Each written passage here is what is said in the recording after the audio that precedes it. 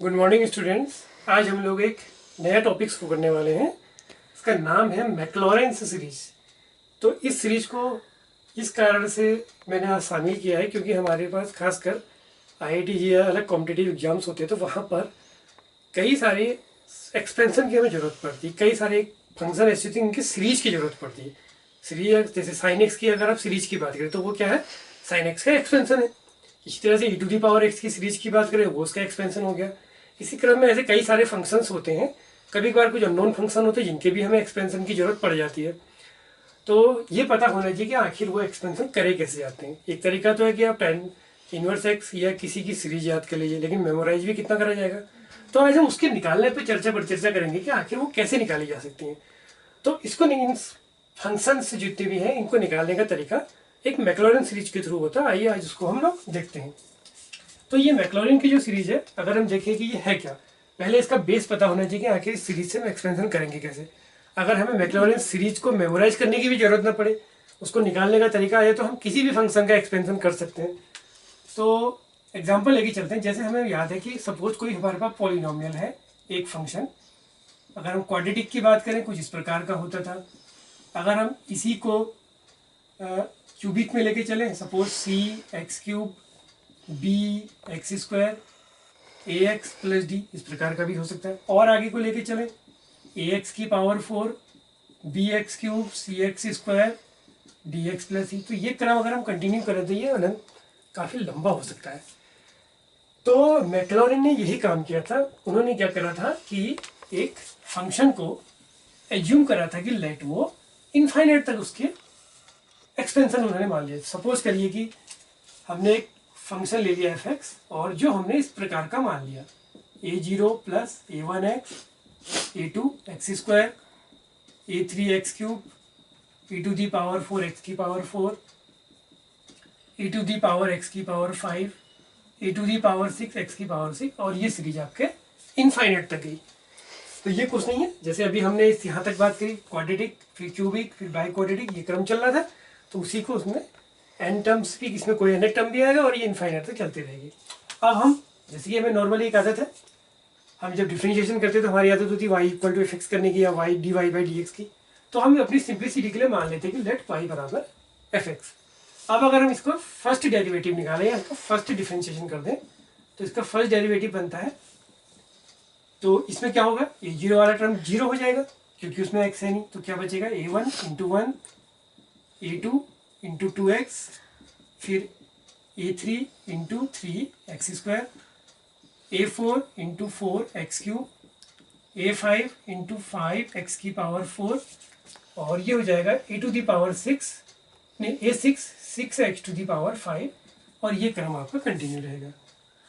Second derivative निकाल लें तो ये बन जाता है f डबल डैश एक्स। अब ये टर्म वेनिश हो जाएगा, a1 वाला जीरो, तो यहाँ बचेगा a2 इंटू 2 और x का differentiation 1, then a3 3 into 2 into x square का डिफ्रेंशिएशन 2x हो गया तो 2 into x, then a4 4 into 3 x square a5 into 5 into 4 x cube a6 into 6 into 5 x to the power 4, और ये फिर चलता रहा।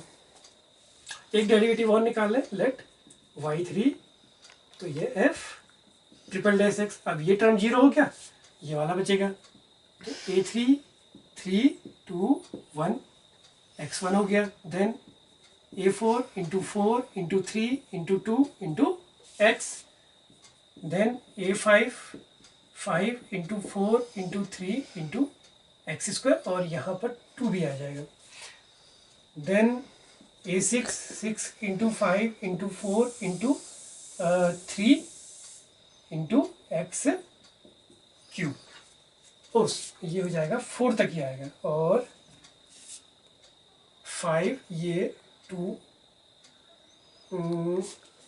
4 इंटू 3 इंटू एक्स स्क्वायर, ये 2 नहीं आएगा, ये एक्स स्क्वायर तक आएगा।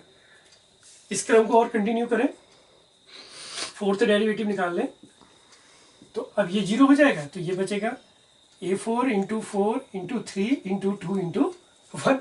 हर एक में एक क्रम कंटिन्यू चलते रहेगा। तो ये हो जाएगा A5 into 5 into 4 into 3 into 2 into x. देखो नेक्स्ट टाइम इसमें भी बना जाएगा।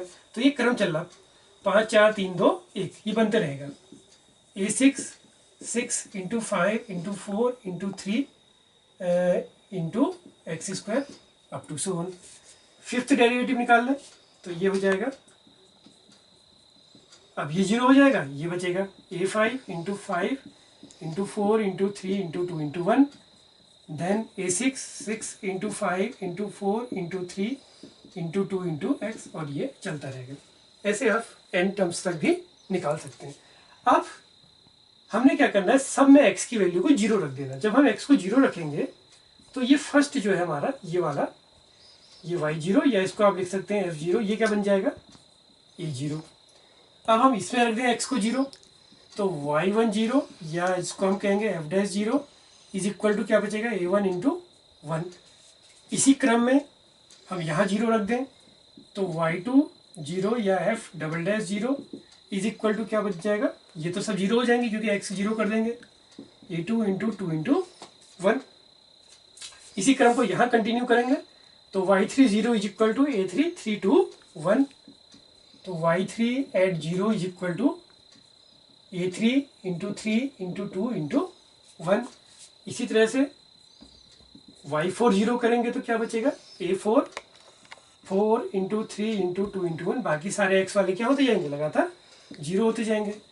ऐसे ही y5 को 0 कर देंगे तो क्या होगा a5 into 5 into 4 into 3 into 2 into, हर बार क्या हो रहा है कि एक टर्म को छोड़ दें तो बाकी सारे टर्म 0 होते जा रहे, पहला टर्म कांस्टेंट। तो इससे वैल्यू क्या आई, a0 की वैल्यू आ गई y0, ये फर्स्ट आ गई। फिर a1 की वैल्यू, हाँ ये a1 था, तो a1 की वैल्यू क्या आ गई y10 अपॉन, आप इसको 1 भी लिख सकते हैं। a2 की वैल्यू को क्या लिख सकते हैं y20 अपॉन 2 इंटू 1। अब इसको जरा समझते हैं, इस 2 इंटू 1 को हम क्या लिख सकते हैं 2 फैक्टोरियल। ऐसे इस 1 को हम 1 फैक्टोरियल भी लिख सकते हैं, या 1 में तो कोई दिक्कत है नहीं। a3 की वैल्यू अगर हम यहाँ से देखें तो क्या बनता है y3 0 अपॉन 3 इंटू 2 इंटू 1, या इसको और सिंप्लीफाई कर लें तो y3 0 अपॉन 3 फैक्टोरियल। इसी तरह से y4 0 इक्वल टू बन जाता है a4 into 4 into 3 into 2 into 1, या इसको और सिंप्लीफाई कर लें तो a4 की वैल्यू आ जाती है y4 0 अपॉन 4 फैक्टोरियल। इसी क्रम में अगला a5 की वैल्यू हो जाएगी y5 0 अपॉन 5 फैक्टोरियल। तो बच्चों ये आपको तरीका समझ में आ रहा होगा। इसी तरह से जब हम इसके nth टर्म में जाएंगे तो वहां पर yn0 इज इक्वल टू बन जाएगा an0 बन जाएगा yn0 अपॉन n फैक्टोरियल।